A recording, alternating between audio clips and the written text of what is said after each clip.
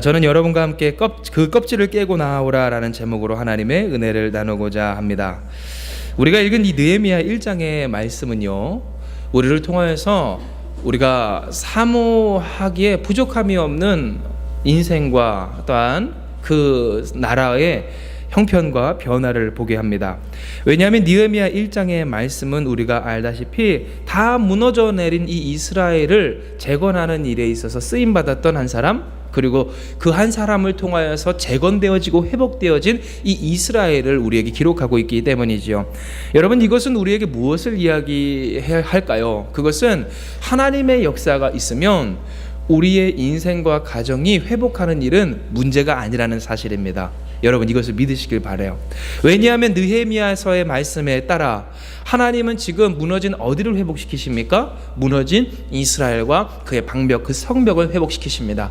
즉 우리의 인생을 이것에 비유해 보면 우리의 삶이 여러 가지 문제 앞에서 울타리가 무너지고 인생의 담이 무너지고 나의 인생과 삶의 경계가 무너져서 내가 이 세상 속에 살아도 나로 사는 것이 아니고 우리 가정이 사는 것이 아니라 문제 가운데 사는 것 같고 고통 가운데 사는 것 같은 일들이 우리에게 찾아올 때에 우리는 생각하는 거예요. 이스라엘과 같이 끝났구나, 망했구나, 모든 것이 무너져 내렸구나. 그런데 하나님은 이 느헤미야를 통해서 우리에게 소망 보여주시기를, 여러분, 예수님도 사도행전의 말씀을 통하여서 베드로를 통해 또한 사도 바울을 통해 무사도들을 통해 이야기하여 주신 바, 여러분, 너와 내 집이 구원 받기까지 무엇을 믿으면 된다고 합니까? 예수 그리스도를 믿으면 된다고 했다라는 거예요.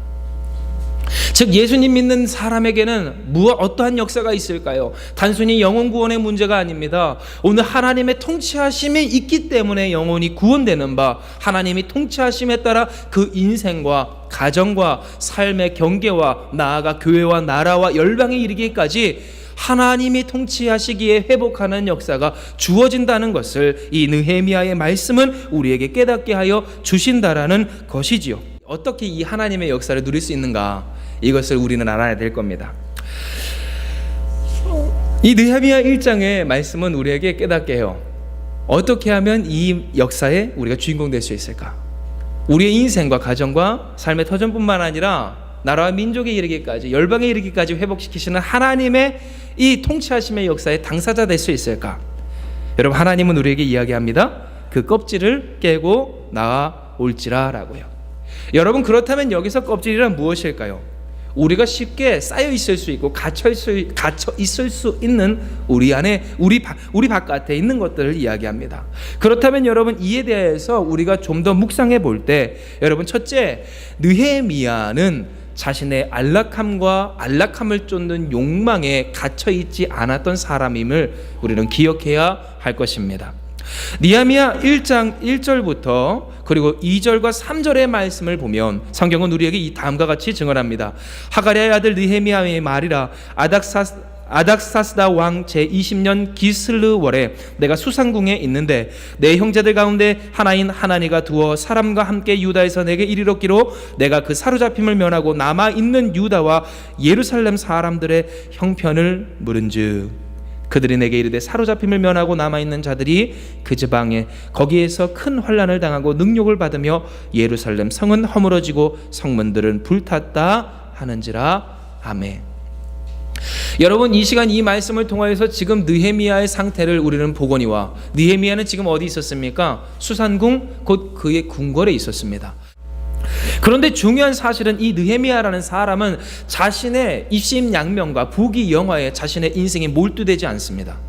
내가 어떻게 하면 나의 인생을 좀 더 영화롭게 할까, 풍성하게 할까, 편하게 할까, 자신의 안위만을 위해서 살았던 사람이 아니라는 사실입니다.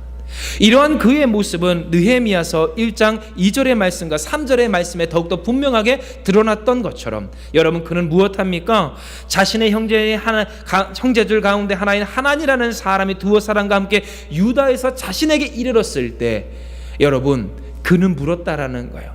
이스라엘에서 잡혀가지 아니하고 남았던 그 사람들은 지금 어떻게 하고 있습니까?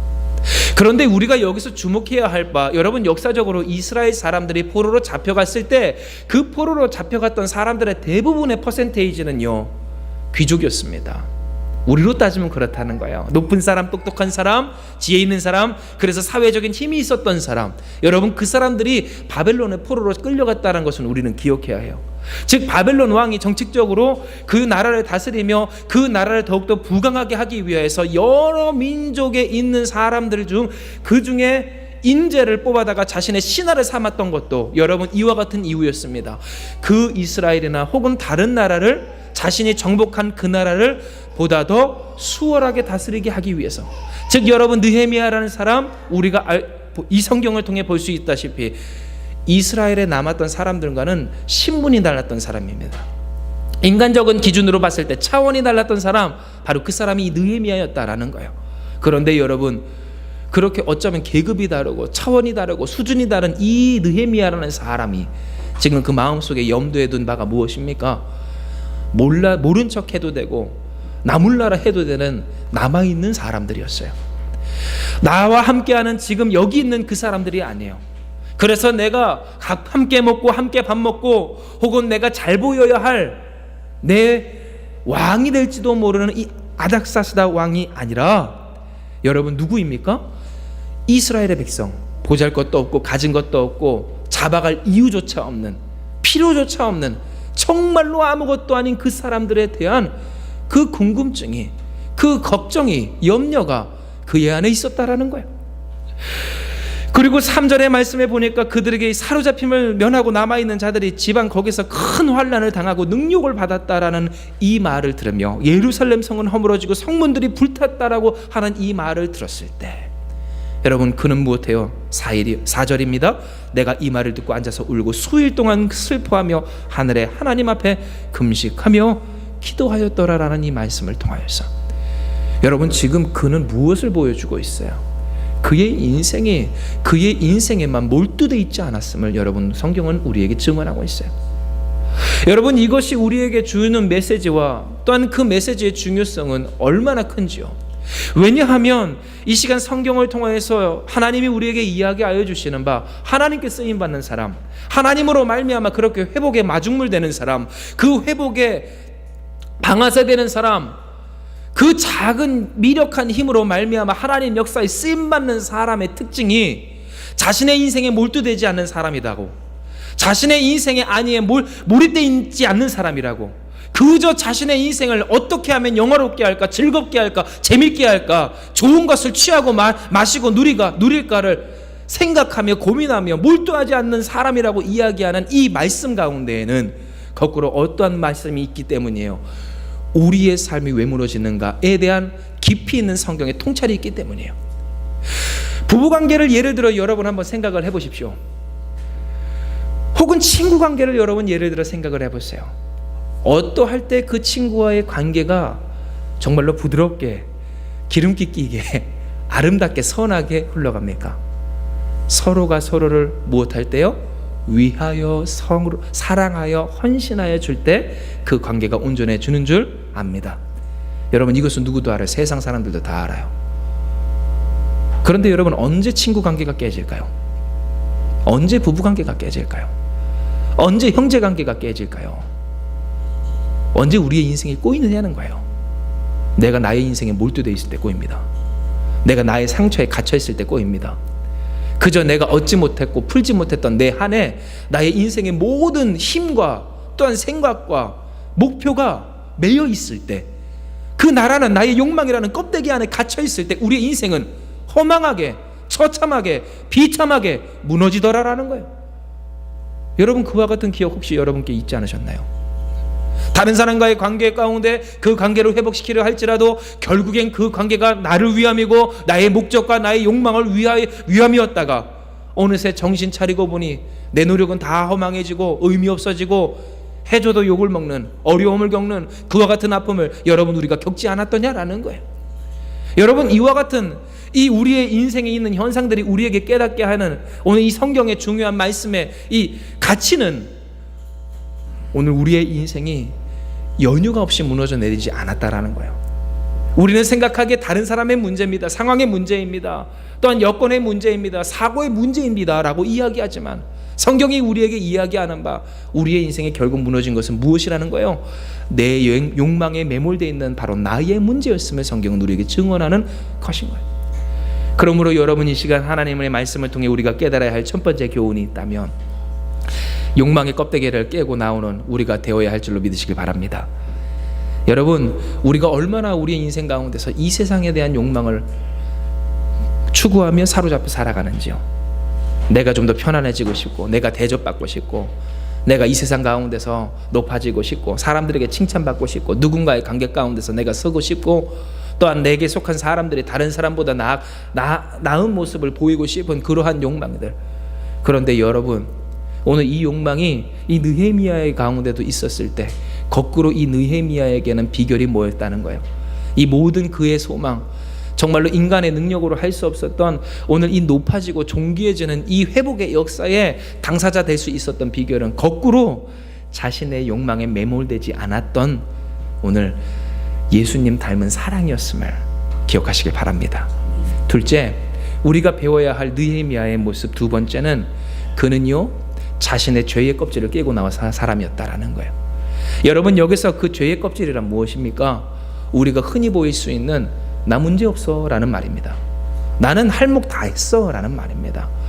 나는 내가 할 일도 다 했고, 내가 정말 수고할 모든 것들 다 했어. 나는 무죄해. 나는 그저 무고한 피해자야 라고 이야기하는 그 껍질을 얘기해요. 여러분, 이와 같은 모습이 이 느헤미야 1장의 가운데 기록되어 있는데, 여러분 5절부터의 말씀을 우리가 읽어보면, 여러분 5절부터 7절의 말씀을 우리가 같이 봉독할까요?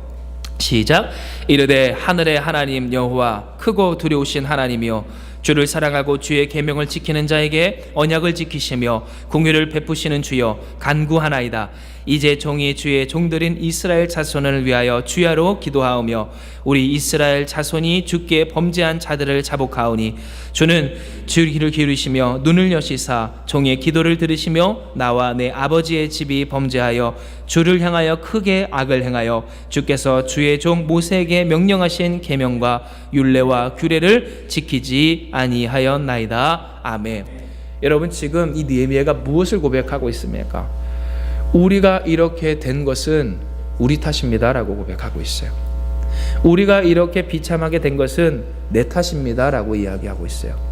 여러분, 이것이 우리에게 깨닫게 해주는 정말로 중요한 메시지가 있어요.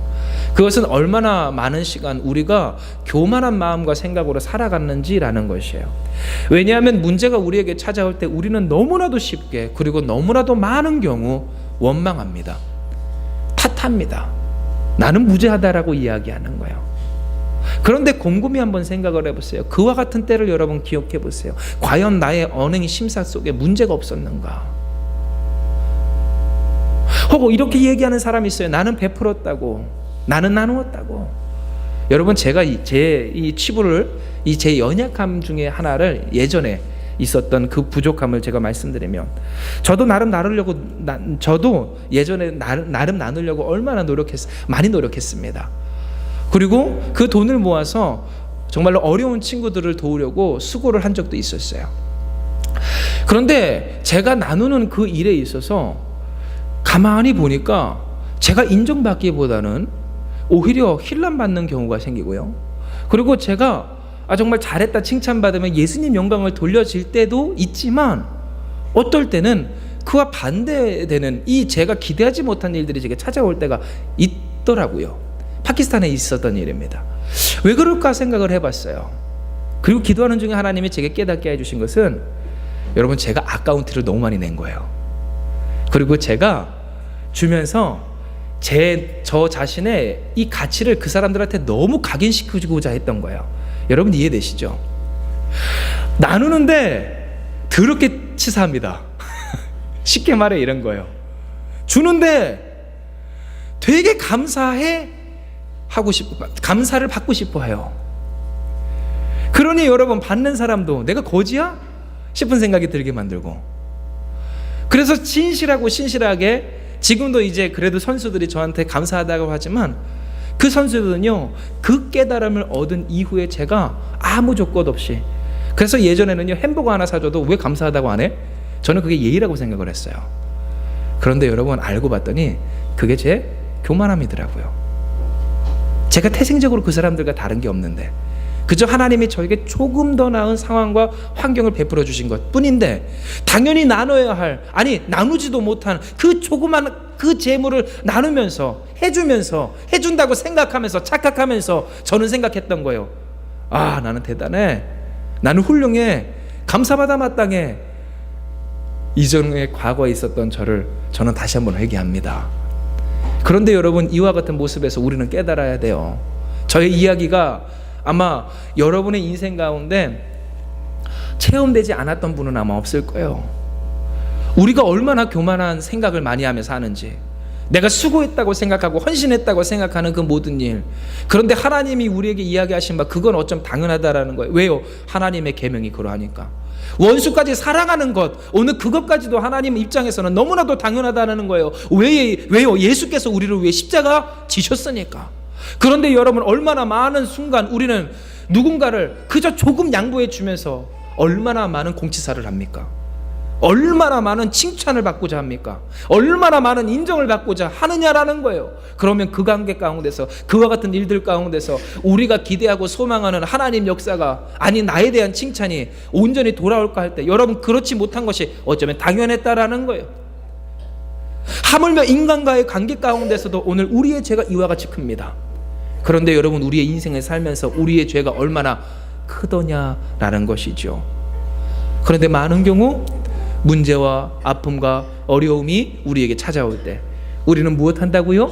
다른 사람을 손가락질합니다. 어떠한 문제를 가리킵니다. 하나님, 내 문제가 아니라 그의 문제고요, 나는 하나님 앞에 최선을 다한 그저 불쌍한 어린 양에 불과합니다 라고 이야기할 때가 있다라는 거죠. 그런데 느헤미야는 지금 하나님 앞에 이렇게 고백하는 거예요. 하나님, 내가 죄인입니다. 내가 문제입니다. 내가 잘못되었습니다. 내가 하나님을 섬기지 않았습니다. 내가 하나님 앞에 더욱더 헌신하지 않았습니다. 내가 하나님의 그 말씀에 더욱더 순종하지 않았습니다. 주님, 우리를 용서하여 주시옵소서. 이와 같은 고통이 하나님께서 말씀하신 바 당연한 것입니다. 그러니 그 고통 가운데서 우리를 구원하실 분도 하나님밖에 없습니다. 그래서 여러분, 그가 무엇을 고백해요? 9절이요. 만일 내게로 돌아와 내 계명을 지켜 행하면 너희 쫓긴 자가 하늘 끝에 있을지라도 내가 거기서부터 그들을 모아 내 이름을 두려고 택한 곳에 돌아오게 하리라 하신 말씀을 이제 청하건대 무엇하래요? 기억하옵소서라고 그가 고백하였던 것처럼, 여러분, 그는 회개했다라는 거예요. 자기의 죄, 그 죄의 껍질을 깨고, 나는 무고해라는 그 자기의 인식을 깨고 고집을 깨고 하나님 앞에 고백하기를, 주님, 내가 죄인입니다. 내가 그들을 그렇게 만들었습니다. 그가 고백하며 회개하며 하나님을 구하며 청했다라는 거죠. 그러므로 여러분, 이 시간 이 말씀처럼 우리의 죄와 무고하다라고 생각하는 우리의 고집이라는 그 껍질 가운데서 깨고 나오는 여러분 되시길 주님의 이름 축복합니다. 그리고 세 번째, 느헤미야를 통하여서 우리가 배울, 어떻게 하면 하나님의 그 회복의 역사의 당사자 될 수 있을 것인가에 대한 교훈은, 여러분, 바로 주님 앞에 모든 것을 구하는 축복합니다. 자기 자신을 과신하는 그 그릇된 신뢰의 그릇에서, 그 껍질에서 깨고 나왔다는 사실이에요. 여러분, 그것은 어디 있습니까? 느헤미야 1장 10절부터 11절의 말씀입니다. 우리 다 같이 봉독합니다. 시작. 이들은 주께서 일찍이 큰 권능과 강한 성으로 구속하신 주의 종들이요 주의 백성이니이다.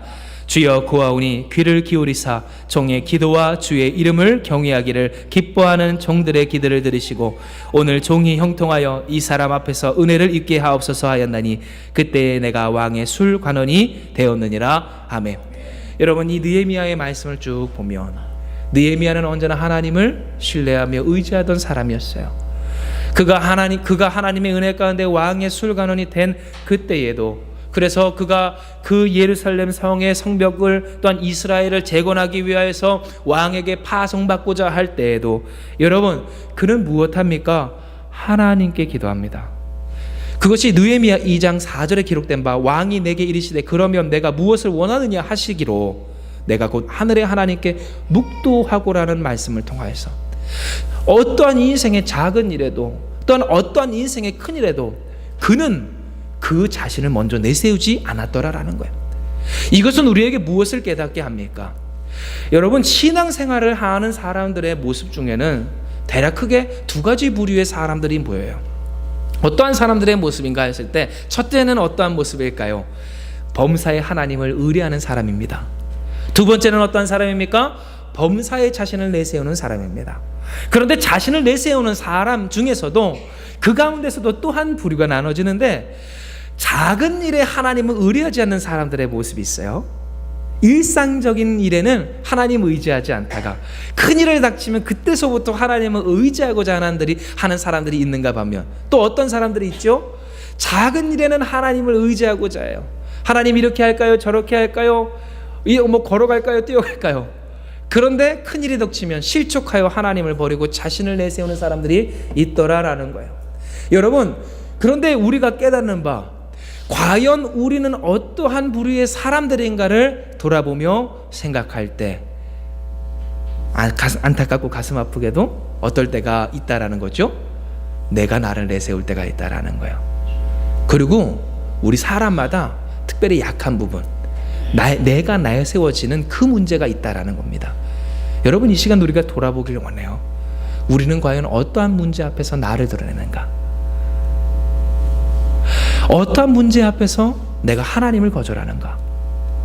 여러분, 그때를 알고자 하신다면 하나님이 주시는 평정심이 잃어버릴 때를 여러분 되돌아보시면 됩니다. 음식을 먹을 때 하나님을 잃어버리는 사람이 있고요, 친구와의 관계 가운데서 하나님을 잃어버리는 사람이 있고요, 어떠한 위급한 문제 가운데서 하나님을 잃어버리는 사람이 있고, 몸이 아플 때 하나님을 잃어버리는 사람들이 있어요. 즐거운 일이 내 앞에 찾아왔을 때 하나님을 잃어버리는 사람이 있는가 하면, 여러분, 내가 할 수 있다라고 생각되어지는 어떤 문제가 나에게 찾아올 때 하나님을 버리고 나를 내세우는 사람들이 있다라는 거예요. 여러분은 어떠하십니까? 어떠할 때 여러분은 하나님이 아닌 여러분을 내세우시는지요?